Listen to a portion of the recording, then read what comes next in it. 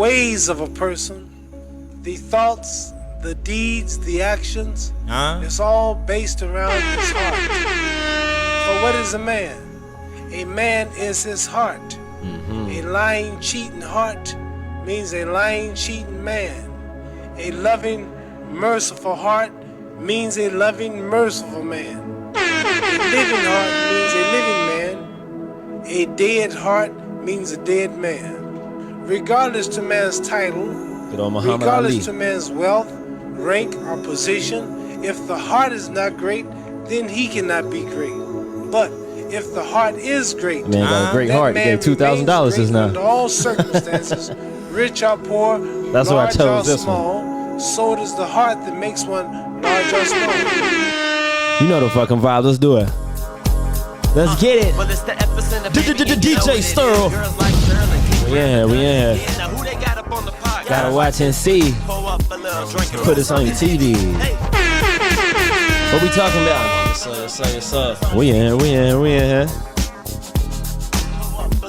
Put this on your TV. You know the vibe, man. Let's get it. Hey, yeah, we back, man. What's happening, man?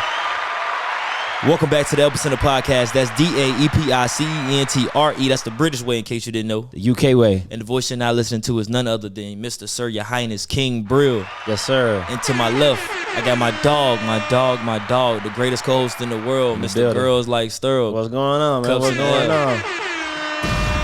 We in the building, man. We back at it. Yeah, back at it. Back at it. Hell yeah, man. Today we got a special guest, man. Yes, Charlotte sir. legend, North Carolina legend, Yes, man. We got sir. that guy. My bad. I don't know what we call him. DJ, we call him promoter. I don't know. Like, we just call him him. We call him connecting so many dots, man. The shit that we aspire to do in terms of connecting dots. For sure. Yeah, A dot I was connector. here in 2017, and in 15 we met him, and you know I put him on. Yeah, I told you. I met them. No, they got together. I was at their wedding. Right. That was. That's what it is. It's a whole bunch of dots and connecting. Exactly, man. We got our guy, man, Mr. DJ Chewy, man. Let's do it.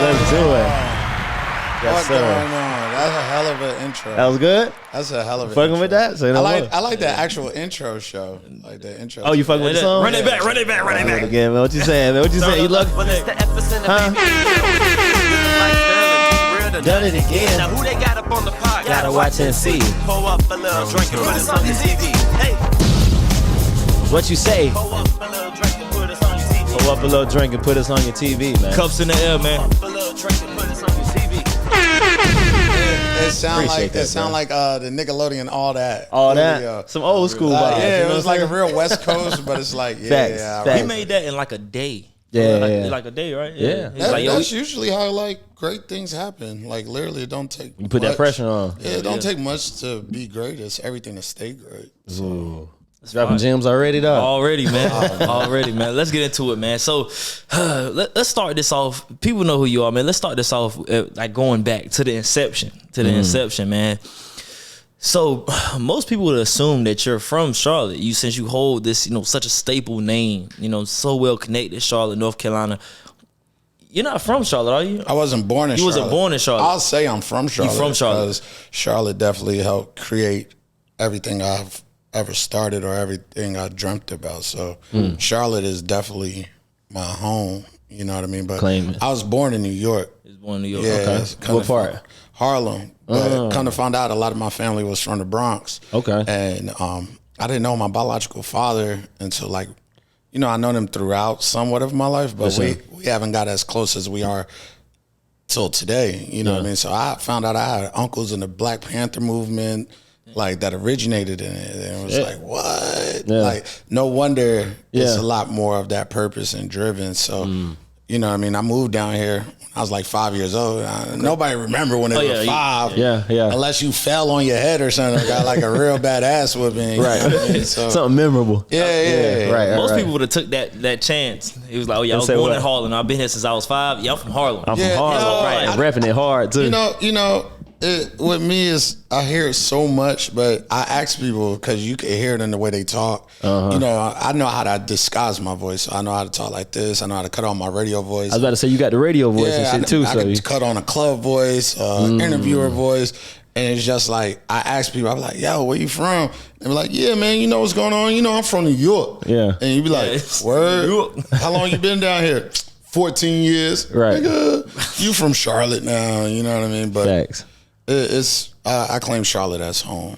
Where did you get, you want your ears done? No, everybody. Everybody now? Where did you get that, talking about different voices that you can use and manipulate? Where'd that start from? When did you figure out you could do that?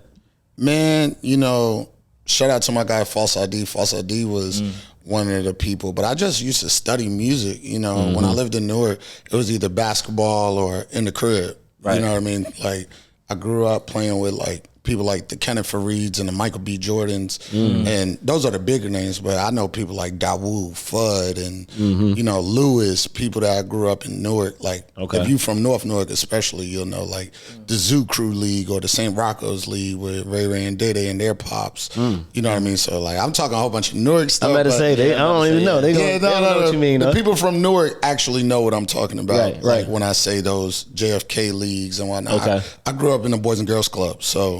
I was always raised around, I was the only child growing up until I found out my father got 4 other kids with 3 other ladies. Yeah. It was a Rolling Stone. Yeah, you know what I mean? But I don't fault him for it. Yeah. Like I seeked a lot of forgiveness and understanding in life. I think where I was at 5 years ago, let alone 2 years ago, where I was at mentally, I'm no longer ever there or going back there. It's like, you know, you gotta learn how to love people while they're here, and that's facts. You know, not everybody perfect, and sometimes the cards you dealt, you just gotta deal with. Right. You know, but it's only gotta make you better, stronger, and you know what I mean, healthier. And I like living a clean, peaceful life now. I did all the toxic stuff. Right. You know what I mean? When we was at what you call it? We was talking about some toxic shit with the girls and the ladies, and you know how it be. But we living peaceful, man. We living a peaceful life. You know what I mean? Like the toxic phase is cool for people that haven't been through it. Right. You know what I mean? Like the people who look on the outside and they watch all the Future songs, and, you know, you get a little bit of clout and you're like, oh man, this girl actually want me. No, she don't. And if she do, you're not going to do whatever it takes to sacrifice. You know, I tell one of the people close to me all the time, I tell them, I'm like, the definition of love to me is selfless. How selfless can you be? You know what I mean? I didn't understand that until, of course, you go through heartbreaks or different type of things all at once. And that's what it was for me that got me to that. All right, I like being easy. I like my rent paid on time. I like my bills paid on time. Right. You know what I mean? Everything outside of that, when you change your level of friends, like if all your friends are broke around you, you're gonna be broke. That's facts. But if all your friends are rich around you, that don't mean you gotta get rich, but you'll have a richer mindset to maneuver through life. The key is surviving life. The key is not how many girls I could have sex with or how many parties I could do or whatever. The key to life is being happy and being able to wake up every day and say, yo, I'm doing what I love who I am. That's the real goal of life that it became for me. Excellent. That's fire. Gems early in the first 5, niggas got to tune in. Exactly. That's fire, man. Tap in. You said something about friends, man, and DJ False ID. I want to kind of go back and talk about how you get some of those bills paid, man, like you said earlier. So tell us, DJ False ID Radio, can you kind of paint this picture and give us that timeline on how these things happen? I'll give you a whole breakdown. Oh, give us a whole I can do it in years of how I got to where I at. Okay. And I'll try to summarize it because I know we got to run out of time. So I'm going to skip over a lot of things, but I'll say it to you all in once. So I started off 2006, moved back down to Charlotte. Okay. I was a sophomore going into my junior year in high school. Okay. The first semester came out of grades. My grades weren't up to par for you to be academically eligible. That's when we found out that I had ADHD and learning more about it because it was like my brain was always moving, but I wasn't focused on the work. So I wound up getting through school, and as I was getting through school, I was actually going to go to Shaw University. Okay, shout out. And play baseball and do track and field up there. I loved basketball, but I was like, you know, I could make this team at that point in time. I'm not saying Shaw isn't a great basketball program, but at that time I was going to play basketball. And then it came out, one of the professors, teachers in my high school said, hey, I think you should go to Johnson & Wales.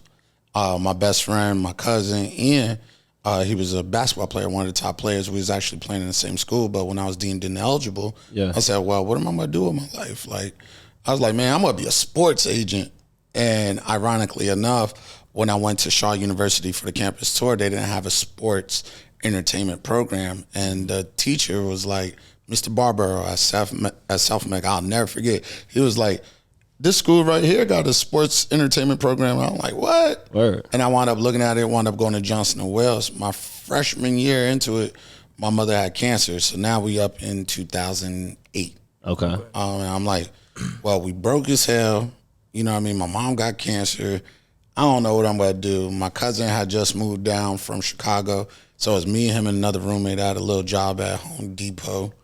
And I said, man, let's just start partying at the crib. And by the time I know it's Sharon Lakes, we had like the best house parties. 09, we had the best house parties probably in Charlotte. And then eventually caught the ears of Adolph. Adolph had known me since I was a peewee. You know, and my uncle and him were very, very good friends. Right. And Adolph said, yo, I own this club called 935. And I was like, man, you need to put me on it. I'm in college. I got all, like, I'm lit right now. Life is great. He's like, can you bring people? I said, we're doing 400 people in a 3-bedroom condo right now. What you mean? Straight up. So we wound up, he was like, all right, come to the party. So I wound up going to the party. I said, listen, I just want all my people get in for free. Is that cool? Right. It was like, yeah, so come all on. your people. We pulled up the first week, like 60. Then the following week, it was 120. Then the following week after that, I started pulling up to the club at like 12 o'clock with 240 people. It was legit 60 cars outside. Yeah. Like, they'll clear out the parking lot, and we'll just be like, every car that pull up, just give them $20. And that's how we was able to make it happen. And the evolution of 935. What's the craziest story that you have from 935? Because No Limit Larry was giving us his Club 2000 memoirs. Yeah. Give us something from 935. We'll bleep it if need be. You know what I'm saying? The craziest story from 935 I could ever give is the Chief Keef night. Chief Keef night. Okay. Shout out to Keef, man. They just brought him back to BET. I that. But the Chief Keef night was the most memorable night that I can remember. And, what year are we talking? This was like right in the middle of like, I don't like. So that's like 15? No. 13. 11, 12. Don't like Chief Keef. That was like 2011, 2012. Okay. And like, you know, this is old block. Everybody going crazy. So 935 at capacity. Next thing you know, Chief Keef has a close friend named Will. Or that was his uncle. I think his uncle name was Will. Okay. But like Fredo Santana was all there. Yeah. Anyway, they like, yo, you doing this party? I was like, I'm hosting it, yeah. All right, well, we got to do an after party at the crib. Where they were staying at, that was the A-Loft now. Okay. Above the Spectrum Center. Got you. And man, oh man, it was like we had the whole floor after the party. We had a whole floor. His Instagram wound up getting shut down that day. Damn. Type of shit was going on. It was it was a lot that day, but that probably was a good one. 2 Chainz performing. This was when Mercy was at his peak. Okay. And that's when I learned about artistry. I really paid attention to 2 Chainz. If you pay attention to him, he'll show you what real artistry is like. Like I was like, usually the artists come in the club and they just wait until the music come on and then they'll perform. He said, nah, I'm staying in the truck. And he said, my DJ know what to do. Shout out DJ Issa. He'd play and Mercy is just playing, you know. Right. And then the Kanye part come up, let the suicide doors up. Yeah. And when that beat come on, next thing you know, you see 2 Chainz go full speed straight to the stage. Okay, now catch up the mic in the club. That's insane. That's fire. So, That's you fire. know, 2 Chainz definitely amongst my list of favorite people to watch perform because he has so many hits, but he cares about his audience. Yeah, I remember that True Religion era. Everybody's rocking the True Religion. Like he had a wave for a good minute, and he a lot older than a lot of people thought too. He a little bit older than most people, and he graduated from college. He had a reincarnated career. That's his second win. 2 Chainz. That's his second win. That whole player circle. The Titty Boy thing. That's when I first met him ever. Right. That's when I first met him ever. I met him. I met Drake. I met Nicki before they were where they are now. My boy Gerald, his dad was the head rigger on the concerts. Really? So we had a backstage pass. And I'm sitting there, Drake didn't have all the entourage, all that. He was hanging out and whatnot, just chilling, playing Guitar Hero, you know what I mean? Like, it was a Lil Wayne and T-Pain, the I Am Music tour. Okay, yeah. And that's when I first met 2 Chainz, and he was always cool, you know what I mean? But, you know, just like when that different level of money, fame, they don't be remembering you until you gotta be like, yeah, such. And by the time they do that, they on to the next thing. So. Got you. Nah, I feel that. That's an era, boy. Hey, at exactly. 95. Little before my time, but I mean, if you from Charlotte, you know about 935. Yeah, if you from Charlotte, you know what I mean? You've been around long enough. You hear about 935. I use 935 as a platform, just like everything else. Right. You know what I mean? Everything's a platform. And I used it because I saw where I wanted to go with my life. I was like, yo, this sports agent thing, it transitioned because I went to school for, even though I was trying to go to school for sports agency, I wound up learning about sports entertainment event management. And I fell in love with event management more than I did sports agency. Gotcha. And it's actually funny because I have a cousin that's married to the family, and he's a sports agent. And I'm like, man, I'd rather do the setting up the venues and knowing how to increase building capacities. You know what I mean? To me, that was more my language than. So from 935, like, how do we get to DJ Chewy? Like how does that evolve into it? Right. When I was doing 935, Twitter was popping at the time. Okay. And my Twitter was, you know what I mean, popping in Charlotte. I sent out a tweet. It was doing like 50 retweets, and at the time that was a lot. That's all it took back in the day. For a normal Charlotte person, it took, you know what I mean? It was cool. Right. And then I was like, yo, man, I need to be on radio. I got influence, man. I'm doing numbers right now. Like, I got to follow. My following bigger than some of these people on radio right now. Right. You know what I mean? No shade to them, but I was like, how could I get a job? Like, and somebody was like, nah, man, you don't need to do this. You know. You gonna say no name? I know who it is too. I watched the interview earlier too. He said somebody. He did his research. He said somebody. Nah, because I'm at that point in my life where I can say the name. Forgiveness. Not even forgiveness. Peace. I got understanding. Understand? Okay. I got a lot of understanding. Sometimes you gotta look in the mirror and hold yourself accountable, but also understand yourself. Right. It's a difference between looking at yourself in the mirror and saying like, "Oh yeah, I did it. So what?" Then, man, why did I do that? Or let me figure out what the real root or the problem is. But you know what I mean? Like, No Limit Larry I had begged. I was like, yo, man, just bring me up there. And had I known then what I know now, I knew that he was also trying to help me. Like, that ain't how you do it. And, you know, No Limit Larry has a huge track record. How many people came before me that did the same thing? Right. You know, now I'm in the same position where people looking at me. I'm doing radio in Atlanta. I'm doing radio in Charlotte. Yeah. I'm on a international tour. You know, like, I get it now. You know, it's more than meets the perks, but I think what y'all doing is amazing. Like, Appreciate that. but the game has changed. Appreciate it. Right. You know, the radio always changed. The radio game has changed. How has it changed? Well, what's your whole perspective on radio and podcasting while we at this subject? I think it's cool. It's cool for the people that want to watch it and listen to it.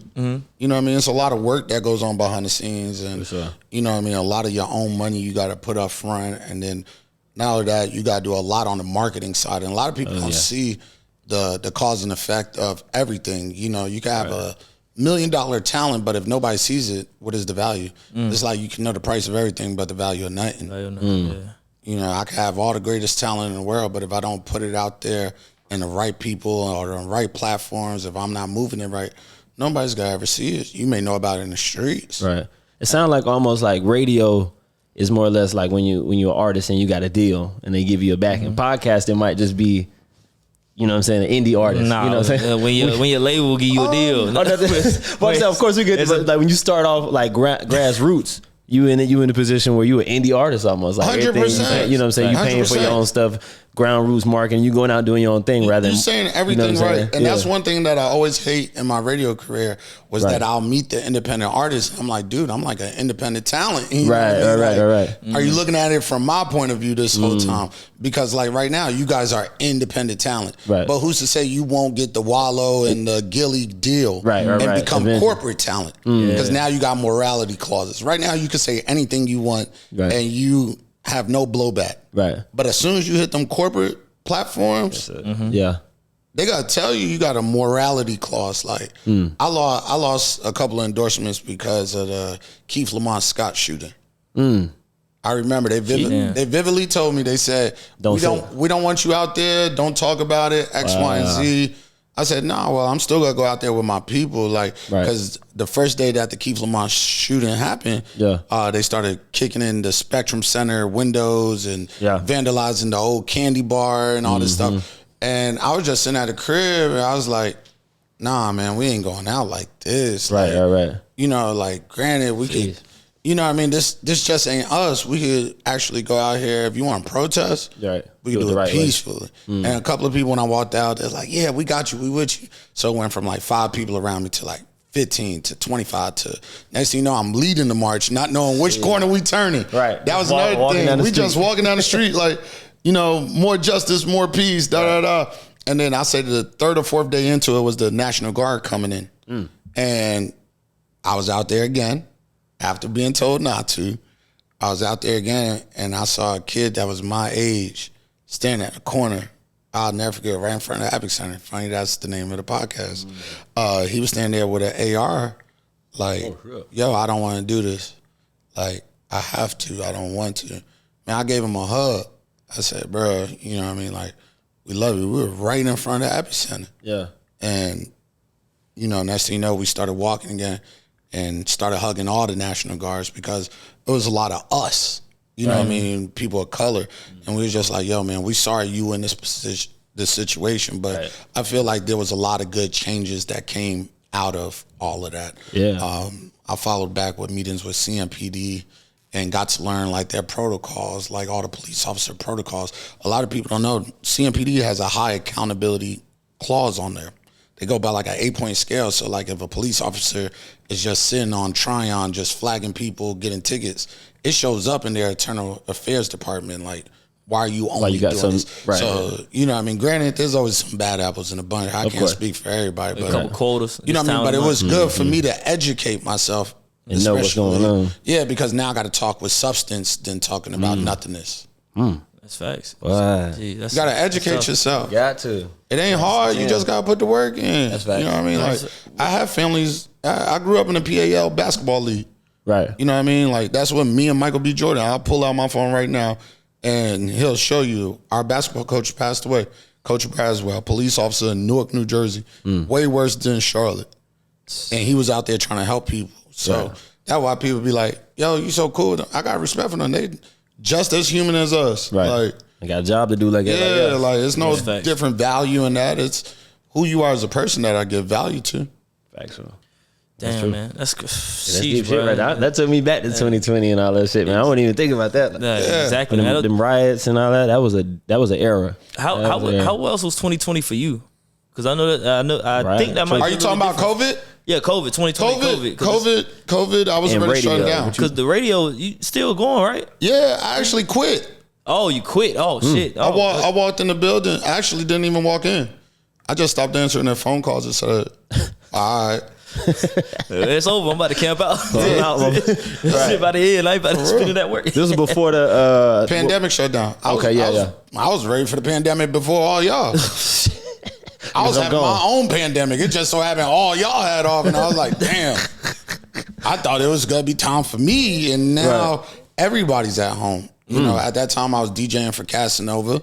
I had just got on with him. We had just did a show in Dubai, and I saw a lot of potential in him. However, Free Casanova, yeah, free Casanova. Yeah, shout out. In my opinion, I know the public can misconstrue everything, and I know I don't know him all the way like everything. I just know the music side of him. Right.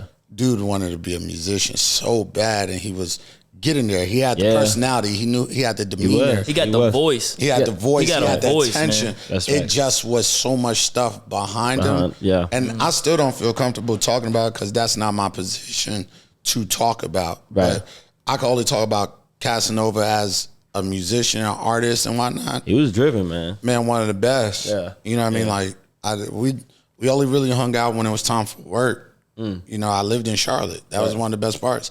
He'll be like, yo, we got a show in Philly. Fly to Philly, go do it, go to the hotel. 9 times out of 10, I had a 6 a.m. flight. I'm not hanging around nobody. Yeah. So he protected me from everybody else, I feel like. And I'm very thankful for that because he gave me an opportunity. He saw potential. That's fine. That's fine. Get into his DJ career. Oh yeah, we can get into that. We can get into that, man. So when you say DJ career, is it what made you call yourself DJ Chewy? Like, I don't. I actually hate it. Before. I hate it. I hate it. You hate it? I hate when people call me DJ Chewy. Why? No, my name is Chewy. Just Chewy. Just Chewy. How did it just because you were you're on the radio, probably. Because I was on the radio, and 9 times out of 10, I'm telling the DJs what to say or what to play. If you up there in the DJ booth, they assume you some type of DJ. As a party host, you're only as good as your DJ. That's a fact. And as Drop down on that. as a DJ, you're only good as the people around you are vibing to you. Right. You got to read the room. You got to read the room all the time. Right. When I have a DJ, we're a tag team. You know, like I'm gonna hype the crowd up, so you can focus more on blending transitions or get your songs up because it's so hard to do events. And you ever go places and be like, man, I know what song he got to play next. Yeah. Yeah. You know how hard it is to change that creativity. Yeah. It'd be like almost saying, feel that dream of nightmares coming. After a while. It'd be like saying, here hey, we go. change your intro on every podcast episode. Right. That's what a DJ has to go through every night. If I played Young Dolph Preach and I played Get Paid right after that, okay, I can't do that tomorrow because they're gonna be like, he did the same thing, or I can't do it next week because it's the same crowd. Right. So you know what I mean. My job is to make sure the crowd having fun, people are engaging, but also help the DJ. So it's a tag team. So tell us a little bit about you and KD dynamic, Johnny KD. Man, my dog right there, Johnny Johnny was the one who got me on radio first. Really? Word. Yeah, a lot of people. That's don't my know boy. that. That's my boy. Johnny KD was the first person to ever really get me on radio, and he was actually DJing for 935 in the opening room. And when I got on radio, he was like, "Yo, you know, da da da," and I didn't know him at the time. I just knew this dude wore some tight ass pants. They were cuffed in the bottom. Yeah, he had some Steve Madden shoes on. Shout out KD, man. And I used to be like, you know, I'm walking around with 30 people that I grew up with playing ball and whatnot. Right. Because my crew was a lot of ball players. We ain't roll with no slouches. Like, no, we ain't on no gaming. No. Tight pants won't it back then. Yeah. Not yet. Not yet. Like it was coming. But, you know, Johnny has always been ahead of fashion curves, in my opinion. So, as we worked at the radio station, his uncle Mehdi, who I'm very thankful for. They were the ones who really pushed the envelope with saying Chewy has potential. We just gonna build him up. And I really wish, looking back at my career, I really wish I would have stayed instead of leaving Streets the first year. Streets 103? Yep. Yeah. I started my career at Streets 103, then I went to Radio 1. Yeah. What made you go to Radio 1? I was promised so many things, and that's what happens in life. Yep. And you have to be okay with it. Like, you have to be okay and trusting people that say they got your best interest, and you leaving whatever you got going on to go do something. It's Big just, step. and that's why you have to go through a lot of forgiveness channels afterwards, because a lot of people don't see whatever you may need at that time. Like, I was promised, oh yeah, we got to put you on multiple radio stations. You know, that was my goal. Right. My goal. I was trying to come for Charlemagne. Right. You know what I mean? Like, I didn't know Charlemagne. I didn't care. I just knew that if he could do it, I could do it. Right. And I was promised so many things that didn't add up throughout the course of time. And, you know, I really wish I probably should have stayed around. And what made our dynamic so much crazier was when I left Streets about a year after that, Johnny was diagnosed with cancer. And I was told, don't go over there, don't go support them. They're our competitors. Wow.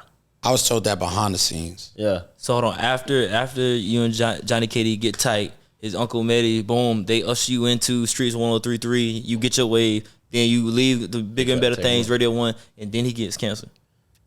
Yes. Damn. And they say no fuck with him. Yeah, they tell me. They tell me not to. I'm like, nah. Yeah. I'm in the hospital with him, and I'm gonna take photos. Right. And because one day we gotta look back at this. Right. And it's gotta be for people to see that if you know us, you know.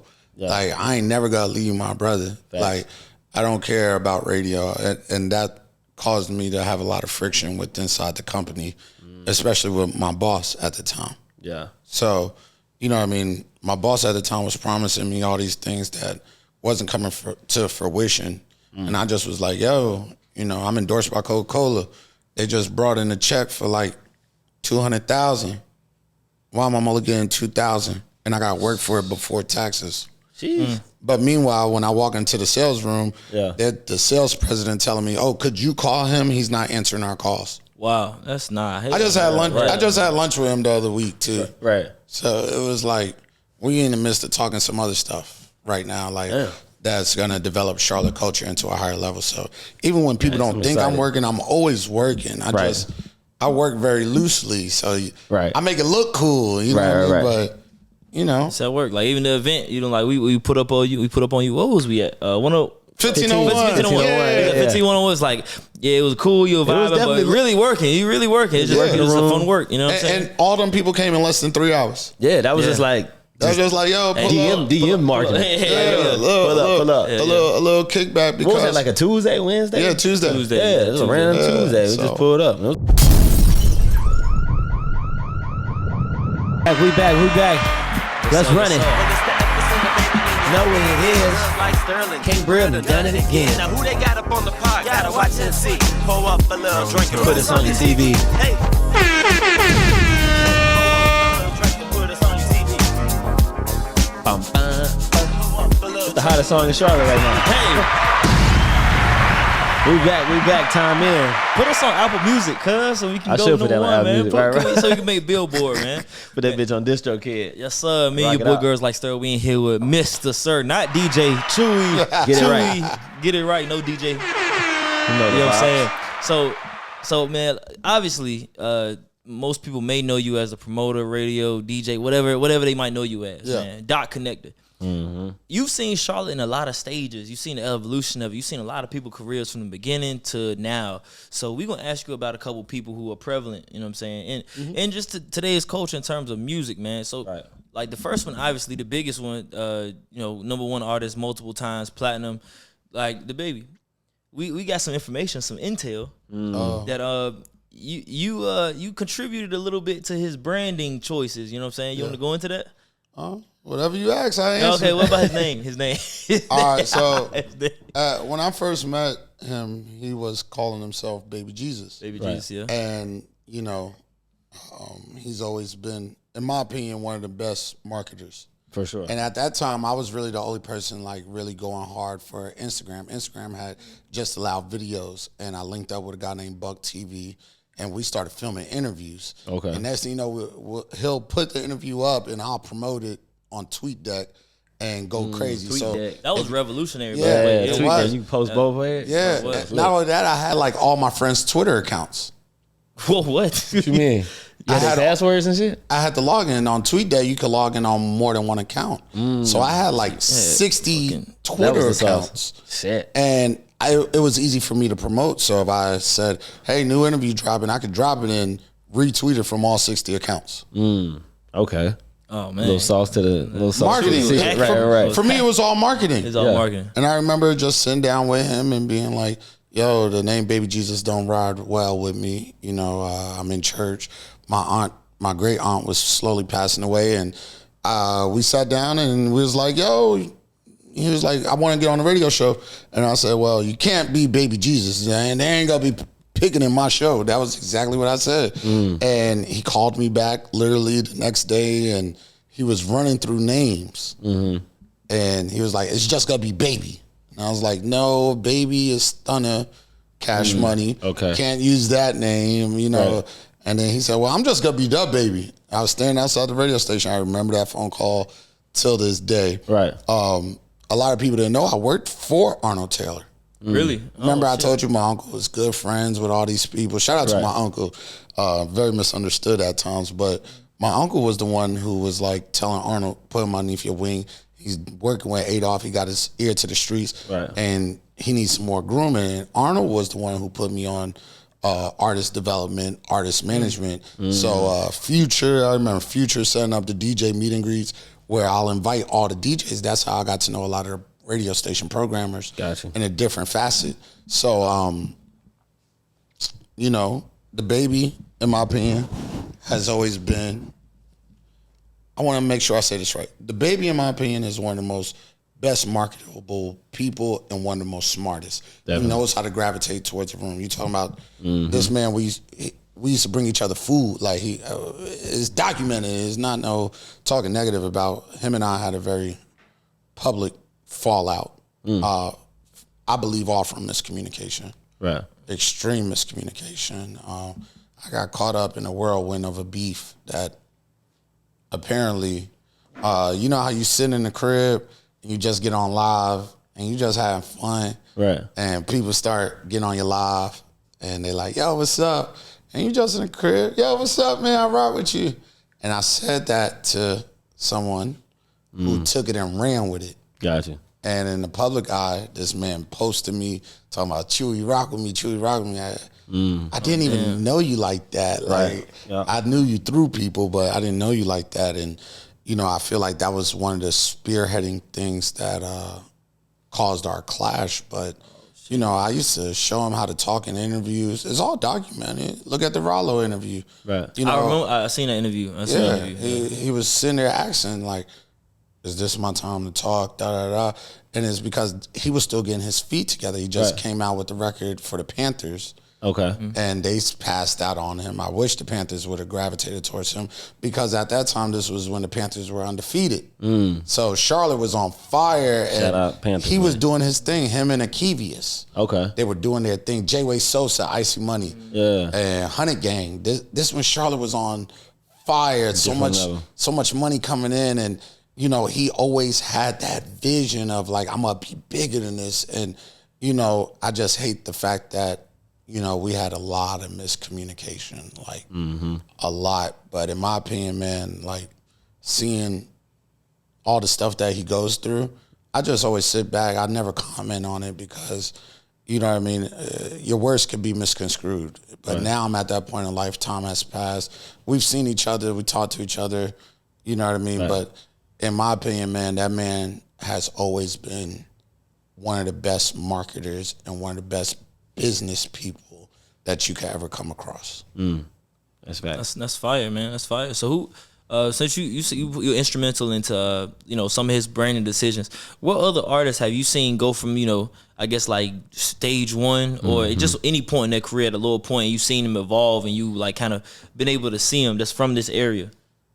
Or like North Carolina, South Carolina, period. Tia Kareem. Tia Kareem, okay. Yeah, we was kicking it at Durag Fest. Yeah. Shout out him. We get a fan clap for Tia. I actually introduced Tia Kareem to Arnold Taylor. Okay. Oh, okay. Yeah. So shout out Arnold Taylor. Literally, I got the text message. I could pull it up. It was funny. Arnold and I was at a wedding together, and I showed him the messages dated back to 2019. I said, "Hey, Arnold, this Tia." Yeah. You know, had I known then what I know now, I'd have been like, "Yo, I want some money." But everybody would tell you he never moved off of money. Yeah. Money wasn't my purpose. It was like, shout out to DJ Issa. He was the one that actually presented her to me, and I was like, "Yo, she fire." So we was actually at the wedding, and that's when I was like, "Yo, Arnold, do you remember this?" Yeah. And you know, if it's one thing you know about Arnold Taylor, he asks for excellence because Arnold is excellent at what he does. That's right. A lot of people don't know Arnold sat back to L.A. Reid and all these other people sat in the back while everybody else is getting notoriety. Arnold Taylor, before it was called South Coast Music Group, it was called South Coast Marketing Group. And then he turned around and said, "Yo, I want to find somebody from Charlotte because he's from Charlotte. Yeah, I want to find someone from Charlotte and I want to blow them up." And it was like two peas in a pod, and seeing their success till this day, it doesn't affect me, even though I'm not a part of it anymore. You know what I mean? But you know, it feels good. Yeah, like I was still that same person holding up your flyers or holding up the posters in parties or. helping you stay on the phone or getting your song played on the radio. Small stuff behind the scenes that only him and I or him and the rest of the circle would know. Like, oh, damn, you know, but in my opinion, the baby, we've definitely grown as men. And, you know, I'm always going to be supportive of or happy to see him successful. That's why when I see the negative controversy around him, I'm like, you guys just don't understand him. It takes you to know him, to love him. Right. And, you know, I think that underneath all the pressure that he carries, in my opinion, he'll always still be that good friend that I first met that was just like, yo, I just want to get on. Right.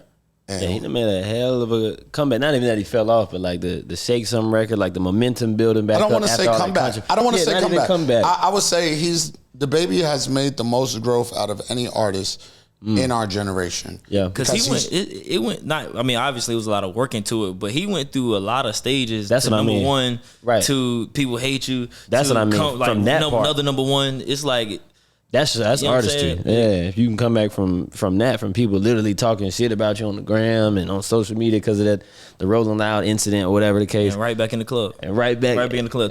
And don't get it twisted. My point of view from all of that was I never really had nothing negative to say about his music. It was always about like, damn, bro, you really not gonna hear me out? Damn, bro, you really ain't gonna rock with me like that? But like I said, I don't know what he was going through. Right. On his side, you know what I mean? We both were moving. I was the face of a radio station, endorsed by Coca-Cola, and he was an artist traveling, starting to start travel. And granted, the money wasn't where it was at now, you know what I mean? But like I told you, money doesn't motivate me. Not as much as it did back then. It was just like, yo, I can't dedicate my time to, because I was actually DJing for him. I DJed for him for like, I think like 1 or 2 weeks. And it was like, hey man, I still got a whole radio station I gotta get back to. I can't do all the shows, a show in Florida, and I got a radio show here today. Makes sense. You know, so in my opinion, the baby is, I got a lot of respect for him, but you know, negativity is what everybody loves. Like, I just hate controversy. The fact, man, I just hate the fact we just had a very, very big misunderstanding from someone who's no longer here. So. You know, still love him, still got a lot of respect, and I'll support any which way I can. Shout out to his whole team, Dada, Rio, TG. Like, I see all these people, P, you know what I mean? There's no bad blood. I just saw Carter last weekend. Right. You know what I mean? So it's no bad blood. It's just like, we're just not eye to eye, and whenever God has it time to reconcile, we'll reconcile. But in my opinion, man, you know, we both two grown men doing things. So that's facts.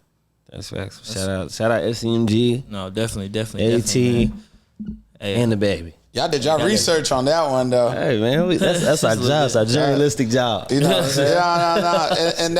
And I feel as though that was the biggest thing. Also, that you're journalist. Right. At the time, I was a journalist, and I did something that I was on the phone with Charlemagne that I still regret to this day. I was on the phone with Charlemagne, and I said, hey, you know, I got the baby lined up for an interview. This is after the Louis Vuitton incident. I got the baby after the interview. We had a scheduled date. He always follows up. He comes to my house. He knows where I live. Like, this is my guy. You know what I mean? Like, we're good. So the radio station said, Chewy, if you want to get up to the next level, you got to interview the other guy too. And I was like, I don't really know him. You know what I mean? Like, but as a journalist, you gotta do both. And Charlemagne taught me. Charlemagne was like, yo, Chewy. I called Charlemagne and asked him. I was like, how should I handle this? Right. At this time, Charlemagne and I became very cool at this point. And Charlemagne was like, do the interview. But if you do the interview, establish what side you on. So I did this interview with this artist that they got into it with. And in the interview, if anybody ever watched it, because they haven't, I have all the footage still. I have all the footage, but the way the guy was making it seem. Right. They're going to put this shit out in a different way. Like, yo, this my homeboy. This, that. Yeah. And I'm just like, hey, bro, I'm just here to do a job. Right. Let's do this interview because now everything is clickbait, and the radio station wants me to do it. Yeah, do it. Baby. So against my will, I was like, yo, you know what? If this is what it takes for me to get on radio in Atlanta, like we said earlier, I'm an independent journalist at this point. I'm trying to be corporate. Let me go do it. And literally, I had the interview, and in the interview, I'm saying like, yo, do you know how dumb you look? Or do you know how crazy this looks? X, Y, and Z. Like, we got one person from Charlotte that finally got on, and you doing dumb stuff. Like, what is your reasoning? Right. And you know what I mean? It was a whole bunch of nothingness, really, in my opinion. Right. In my opinion, the beef started with a whole bunch of nothingness. Right. And before I could wake up the next day, it seems like decisions were already made from that side. Yeah. You know, but I just, even now, simple misunderstanding. But just like life, when our parents go through something or when someone goes through something, they hold on to that for all these years without ever addressing the problem. Right. So, you know, I've come to grips with it. I'm pretty sure he's very successful. He ain't worried about it no more. You know what I mean? But bygones be bygones. Yeah, bygones be bygones, because I'm still gonna be the person that, if someone in your camp that needs help, I will help them. Right. I did a celebrity basketball game. I invited Stunner for Vegas. He shows up. Right. And when he showed up, he gave me a dap, gave me a hug, kept it cool, you know what I mean? And he's like, yo, I'm here for business. You know what I mean? Like, even though it's my event, it ain't a radio station event. This is my personal event. I could have been like, no, man, come on, bro. Right. Because I know it was a misunderstanding. I could see how it could be brought to you. But, you know, one day I'll drop that interview and everybody will see like, yo, man, I was vouching for you this whole time. But I didn't get that chance to even say anything. Really do it. So, you know what I mean? Like I said, we grown. I'm in my 30s now. Like, I unless someone brings it up and, you know what I mean, to talk about it, I usually avoid it by any means necessary, because I don't like that being the tagline of anything. You know what I mean? Like, oh, yeah, Chewy says anything about the baby. Man, I don't need clickbait. If I wanted to do clickbait material, I'm a journalist. I could call Rich Homie Quan and be like, oh, how do you feel about YFN Lucci and Young Thug? Right. Facts. If I wanted clickbait material when I'm interviewing Thug with Leor Cohen, I could have been like, so you and Lucci got a beef? Or, you know what I mean? I could have easily done so many clickbait material things that it's like, I don't believe in that. I just believe in just doing good journalistic work. Yeah. And if you check my background or my interviews, you'll see like it's always been about telling more of the artist than just clickbait. I want to get to know the artist. I want to get to know how you started, what got you into it, versus, what conflict you're in. Yeah. I don't care about People conflict. gravitate to them little clips, man. We got a clip going. We got a clip at $500,000 right now. Going crazy, bro. On the ground. Crazy. And talking about haircuts and shit. Like some bullshit for real. Like, but it just be little shit that you don't even think that's really going to go. But people, that's where people's mindsets is right now. Like, it's the clips and the little things that's going to, go viral in the whole conversation. Unfortunately, we live in a clickbait material world. Yeah. And we live in an instant gratification world. So when you're living in a world where people want instant results and people love controversy, that's the only thing they got to pay attention to. It's so much harder being at peace and finding peace than it is finding negativity. That's why I like being at home.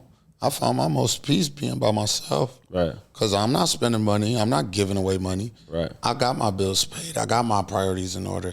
And I learned a lot about myself before I could give anything to someone else.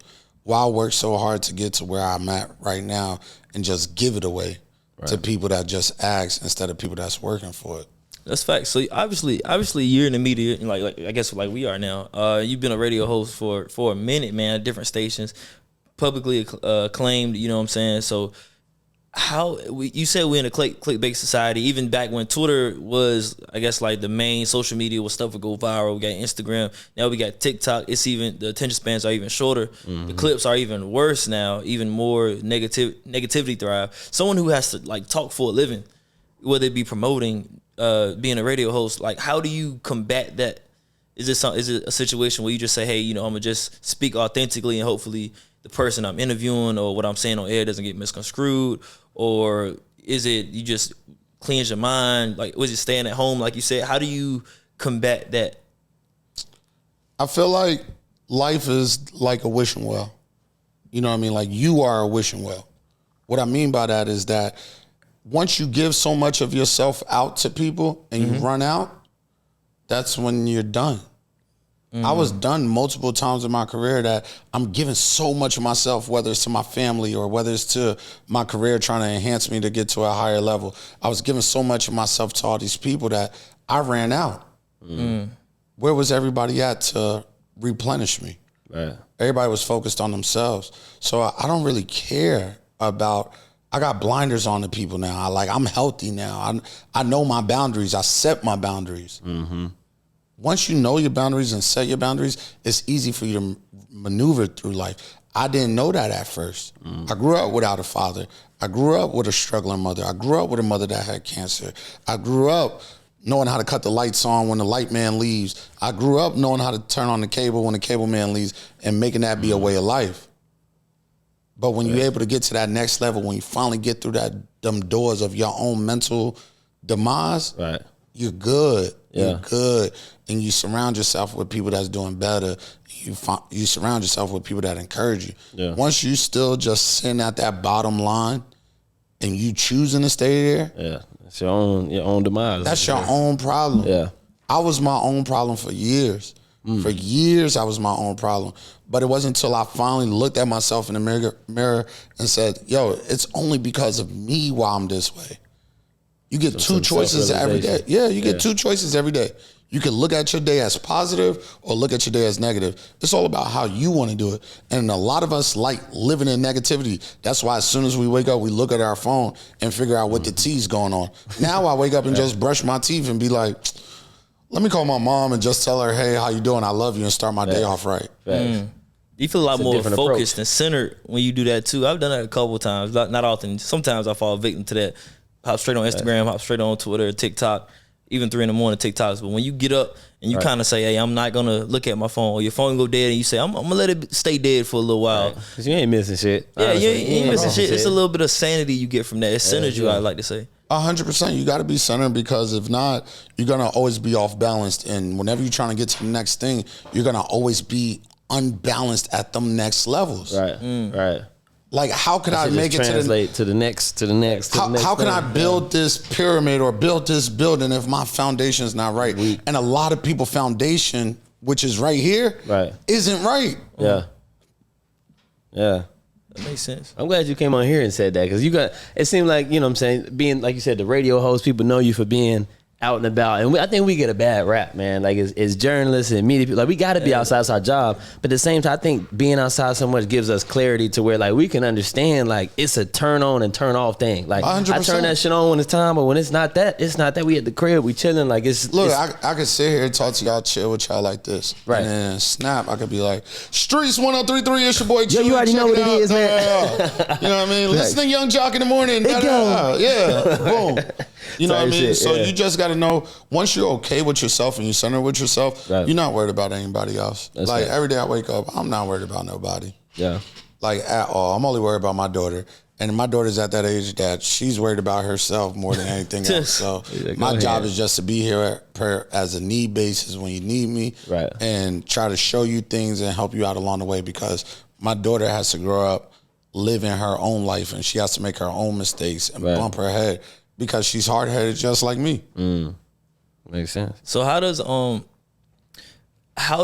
you, and I think I seen one time, I seen you give good reverence to your stepfather. You talked about your biological father. And damn, you did some research. Yeah, I forgot. I got a this name. Nigga hood I got a name written down. Hold on. I got a name written down. Hold Real on. the hood Nardwar. Yeah, whoa, this nigga Nardwar. Hey, David Fields. Damn, how you know about him? So yeah. Can you tell it how does that, you talk about, what you've been through and some of the lows, and now that you're rebuilding up your stable, you're thinking, how does all that go into what you give your daughter? You know what I'm saying? I know you say you gotta let us make mistakes. Has it changed at all? How you see stuff? Niggas still stuck on the fact, Okay, so like it just blows my mind, because I called him on Father's Day, and of course we go through our own issues with our own family, but that man right there has propelled my life, saved my life in many facets. And even when my mother and him weren't dating, he still showed me love. And I always was like, man, I want to be like you in that facet. Like, he didn't birth me, he didn't make me, but He made me. He didn't make me, but he made me. Right. Oh, that's fine. I think something that we don't give. I think that's something we don't give to a lot of our parents or either the people who influence us the most. Right. You didn't have to make me to be made for me to be made. And I'm just still blown that you knew that name. You did some research, Nate. A little bit. But you just gotta know. You gotta know life. That's right. You have to understand life. If people start worrying about themselves more than worried about what this artist doing or that celebrity non-relevant ass person is doing or that one or this one, we'll be okay. Right. It'll be a lot less shootings.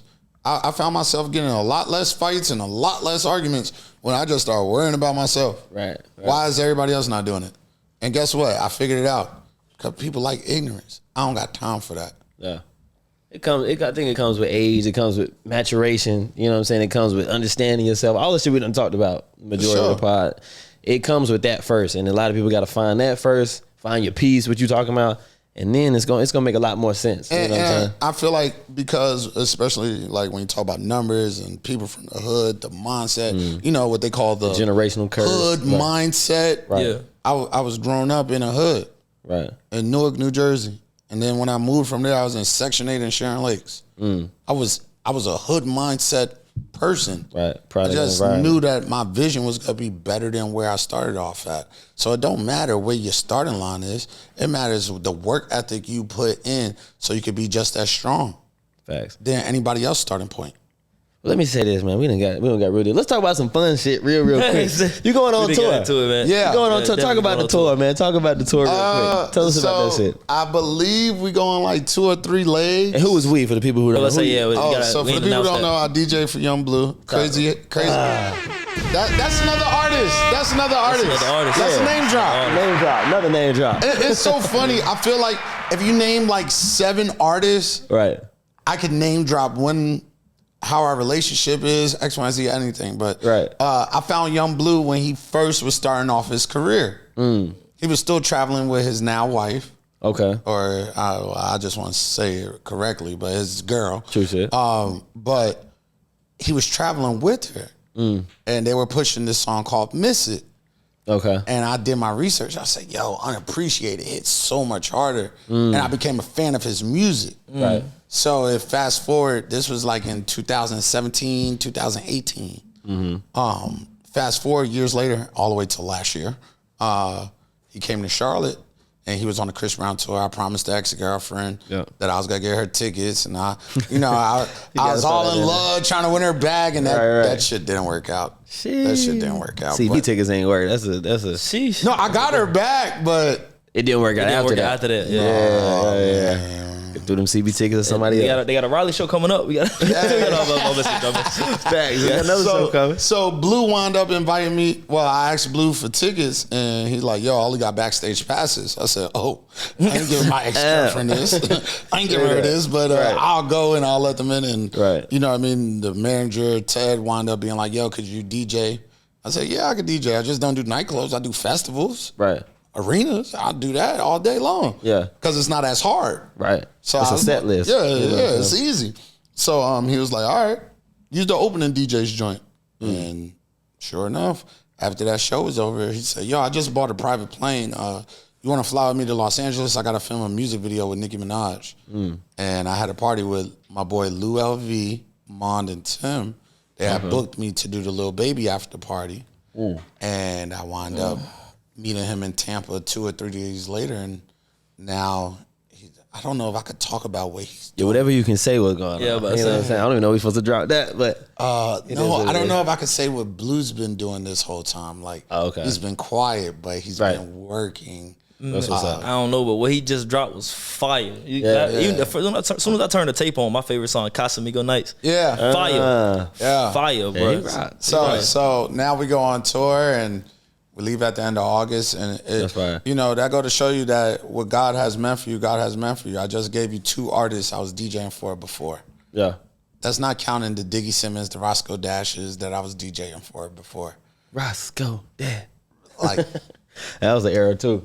God works God works in mysterious ways, and sometimes when you want something so bad, It may not happen when you want, but it really happens when he needs you to have it. Yeah. You just gotta always have faith, and that's one thing that I learned. Like, I done left radio stations. I done been broke. I done been homeless, sleeping on girls' couches, going from one girl house to another.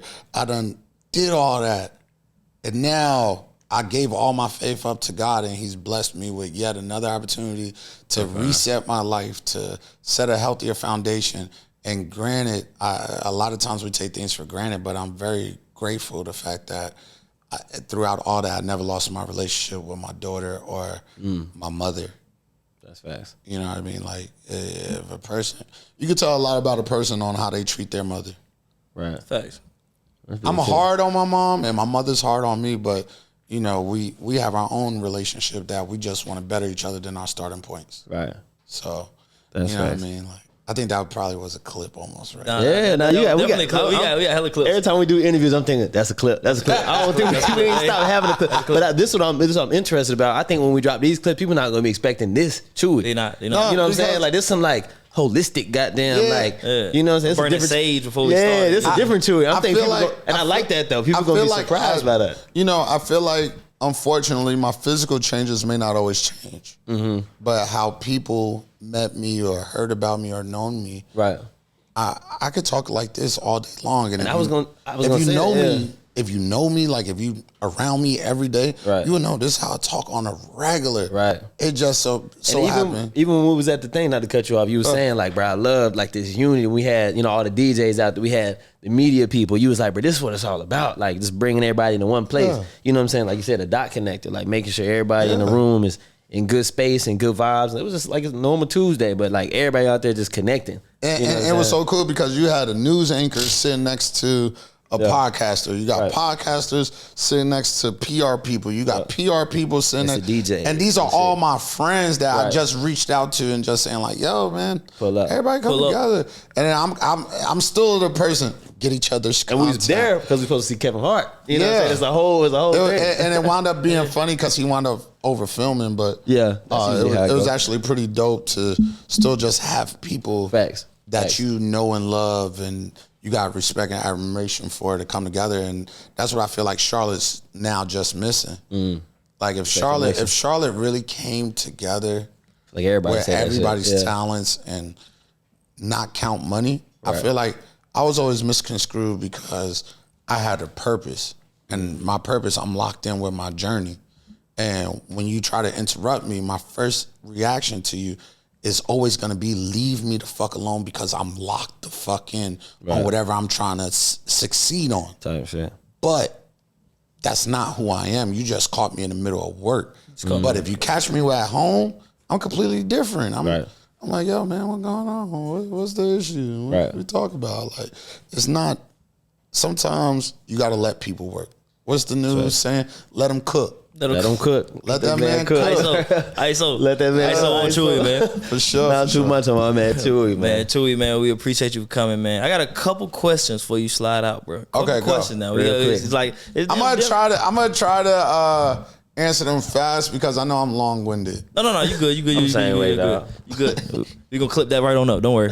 We'll clip them long winded clips up. So we can put a little pressure on Chewy. No pressure. Let me get right up here. So all right. What we got? Ain't no pressure unless you ask me about an ex. That's what we going for. No, I'm joking. I'm about to say you about to ask me about Johnny Blaze. Dropping names. Oh shit, boy, what name dropping? I'm saying if she talked about me in podcasts, I feel like I'll be like, let's talk about it then. That's what I was gonna say. Let's write it down. Nah, do your thing. Nah, man. But so top 3 newer artists in Charlotte. Newer quotation marks. Newer. So it's like COVID and up. Type shit. 2018. Well, let's just say everybody excluding Baby. Everybody excluding Baby. Okay. Out of Charlotte? Excluding #1 Billboard charting artist. Facts. I would say Carolina, North Carolina, South Carolina. North Carolina and South. Let them do. And South Carolina. You want to do 3 at North Carolina? That's so pressure. Make it. That's hard. I'm not gonna lie. That's so hard because it is. My mind is not looking for new talent right now. Oh, okay. You're not in your AR bag no more. My mind is developing my talent, so it's hard for me to focus. Only thing I could tell an artist is build up your brand. Okay. Because at the end of the day, the song could go anywhere. Right. But Money Only Mo, that's my number one out of Charlotte. Okay. Number 2 would be, y'all probably don't know him, BL Tino. BL Tino. Yeah, he's made a couple of records in Charlotte. Okay. But Check him out. We'll check him out. yeah, he's not like heavy on the marketing side of things, but I feel like his music is damn near timeless. Like I feel like he got a lot of talent, untouched talent. Like if he gets the right manager, you know, he could go. Okay. I like Bags a Million. I like. You know some people I ain't never heard of, so we gonna have to like tap in. Oh, you know what happened last time? We said we ain't heard of somebody. Oh, they flipped that on y'all. They got on our. We got put in this video. Yo, man. I want to say this. Okay. We got put in this time. Money Only Mo, BL Tino. There's a dude. He makes the song about the Wendy's logo. J Money. We know we love J Money. That's our guy. We had him on. Okay, yeah. I like his music. Marketing genius. Another one. I just know the Wendy's thing and it went viral. You don't heard the song before. I'm saying like I try not watching like Charlotte or I try not watching it. Because you know they be having a bunch of controversial shit. Yeah, it's just too much of my mental health. You think Charlotte the worst place in the world? If you follow Charlotte, like, you damn, know. nigga, how far away is this? Is from my should be going down every day. So Money Only Mo, BL Tino, and J Money. Shout out J Money. Bags a Million and Mia. I heard her. Y'all know Mia? Mia. No, we gonna know after this. Mia Ariana. Ariana. Y'all may want to interview her. She is. All right. She got an R&B sounding name. She do R&B. She got R&B, but she got bars, like bars. And there's another female artist, Kiara. Man, I try to get her signed to 300. Man, I pretty sure if I look at my phone, I could pull up her page. But those are like, in my opinion. Okay, that's a good starting 5. Yeah, that's a good starting 5. Yeah, that's a Charlotte XXL. Yeah. Charlotte XXL. J-Way Sosa, honorable mention. Okay, you know what I mean. I just don't know what. I don't pay attention to people no more, man. See, you gave us some good ones to tap into. Yeah, so I say we'll do that. I'm thinking you're gonna go like the normal, the Rennies. Yeah, you know what I'm saying, J Money. I'm thinking PG Raw. I'm saying Rennie my dog. Yeah, but they already established. I feel like Rennie giving us some like. I remember Rennie.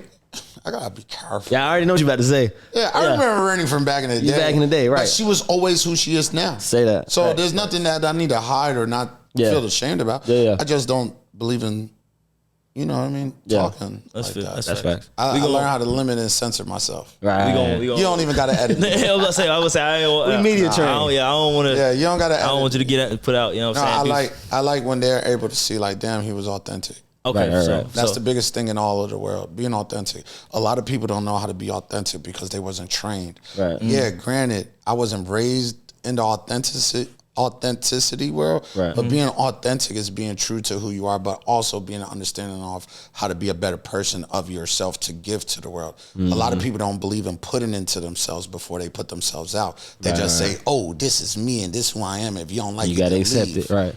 No, that's not fair because you're not giving yourself your own due justice. Facts. You know you a hard time. You just fucking up everybody else vibe. Clip. That's clip. We Clip. gonna run that, man. Our last one. Hopefully the cameras don't overheat. You know what I'm saying? We gonna run this last one. So this one gonna be a little pressure too. I think I know the answer though.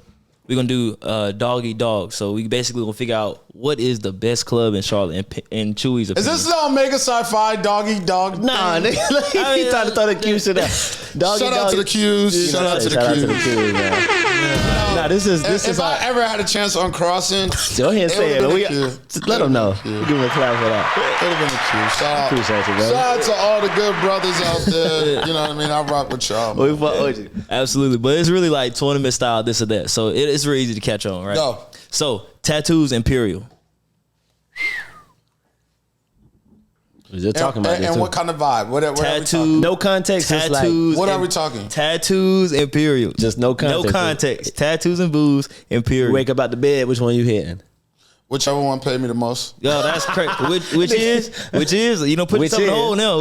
Which is? He said it earlier. He dropped the bag. Tattoos and Imperial. Whichever one paid the most. Which one paid the most? You're not gonna get me to say that. That's a good one. Yeah, you got to choose one, dog. All right, so okay, Sunday. Let's say it's Saturday. Which one you going to? It's Saturday. Saturday. Whichever one paying me. That's crazy. They neither one are paying you. You got to go to one. Call of Duty. Nigga say I can't live my life on going out. Okay. Like I honestly feel as though I'm weak, dog. I honestly feel as though wherever I go, I'm gonna have my own vibe. Okay, which one do you think would pay you the most then? Tattoos or Imperial? You just dropped the number on one of them earlier during the break. There's another number over there and another number over here. You know what I'm saying? This nigga, Listen, man. It's all politics. You got to understand. I represent. The next one's about to be hard for him too. I represent black business because I know what the next one got to be. I'm gonna assume stats or cloud. Well, you got to choose one of them. Yeah, you got to choose one to go to the next one. So if we're gonna say you go with Imperial. I'm gonna say he said Imperial. We moving it up. We gonna clip it up. Use now the AI. It's Imperial versus Use stats. the Chewy AI voice. Imperial versus stats, not versus Imperial stats. Which one? He ain't going. Whichever one paid the most. Chewy's not going, dog. No, because you want me to tell you why. That's crazy. When I first started coming out to Charlotte, it was a whole bunch of white-owned venues. Right. To the point I was getting kicked out. You know what Samir said this weekend. Facts. Samir was around. I was the first one wearing them 704 hats, making them popular on the side of a van. We just talked about it. He got a new shirt now. Where that say all Charlotte venues are racist. That's what he said. Shout out to Samir. Shout out to Samir. That's what he's going with. That's what he's going with. However, it's like the Lil Wayne clip. He was like, "Shout out my nigga Gucci." Yeah. You know, I feel as though when I was coming up in Charlotte, and I'm gonna date myself on this one, but when I was coming up in Charlotte, I wasn't welcomed everywhere. You know what I mean? Like they'll see me and just be like, "Oh, there goes that little, colored guy." I remember going to Alley Cats. That's before it was called Republic. And they'll be like, yo, we don't want nobody with, if you came in here with a regular T-shirt. Shit, Okram used to let you in with camo shorts, rip pants. You got to have hard bottoms on going to Okram. That's why I never want to pin black businesses against each other because I know how hard they fought. And for me to use my level of influence to say this one's better than the other, and I do business, and I do. It's political Chewy. Let's do it, man. I like it. No, it's healed. It's healed. Mature. I can't go down. I can't be like, oh, this one's better than this one because if you want to talk about food, I could talk about food. If you want to talk about, so we gotta get content. We said no content. Yeah, that's understood. You know what I mean? Like if it's any type of vibe, they got vibes for all different aspects. You go on a Thursday night to Imperial and be lit, or you can go on a Monday and be on some chill shit. Then you can go to Stats on a Sunday and be lit, or you can go on a Wednesday and listen to R&B and eat dinner and sit down comfortably. You can go to Cloud on a Sunday day. It may be lit in the morning, and in the afternoon they on some chilled, and then or in the morning it's chill. Afternoon is lit and nighttime is all the way up.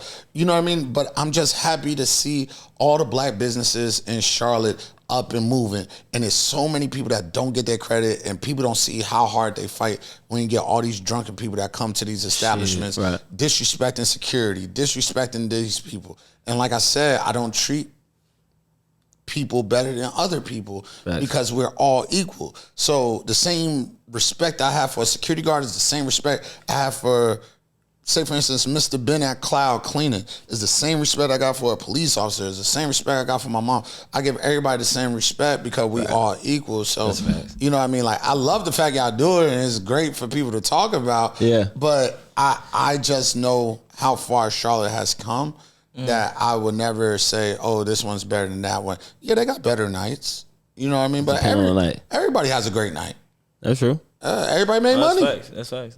Everybody got a good night. Imperial's amazing on Thursday. Tattoos and Booze is amazing on Wednesday. Stats is amazing damn near almost every day, in my opinion. Yeah. Cloud does amazing.